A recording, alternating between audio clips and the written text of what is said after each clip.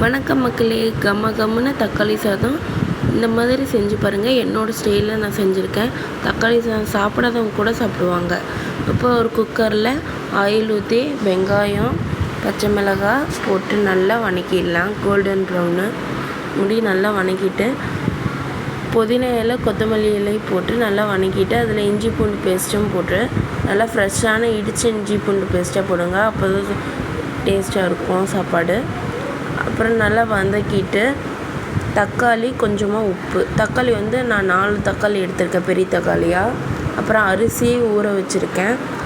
தக்காளியெலாம் போட்டு நல்லா வதக்கிடலாம், எண்ணெய் பிரிஞ்சு வர மாதிரி. அதில் கொஞ்சமாக மஞ்சத்தூள், மிளகாய் தூள், உங்களுக்கு எவ்வளோ காரம் வேணுமோ அவ்வளோ தேவையான மிளகாத்தூள் சேர்த்துக்கோங்க. நல்லா வதக்கிடலாம். அதில் எண்ணெய் பிரிஞ்சு வரணும். அதில் கொஞ்சமாக கெட்டியான தயிர் சேர்த்து நல்லா வதக்கி விட்டுடலாம்.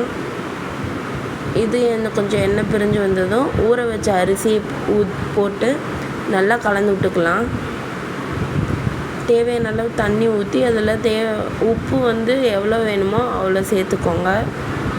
அதில் கொஞ்சமாக எலுமிச்சைப்பழம் சாறு ஊற்றி நல்லா கலந்து விட்டுக்கோங்க.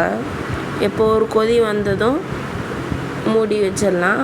நான் 2 விசில் விட்ருக்கேன். அவ்வளோதாங்க. சூப்பராக கம்முன்னு தக்காளி சாதம் ரெடி ஆயிடுச்சு. ரொம்பவே சூப்பராக இருக்கும். நீங்களும் செஞ்சு பாருங்கள். எப்படி இருக்குன்னு கமெண்ட்டில் செஞ்சுடுவாங்க.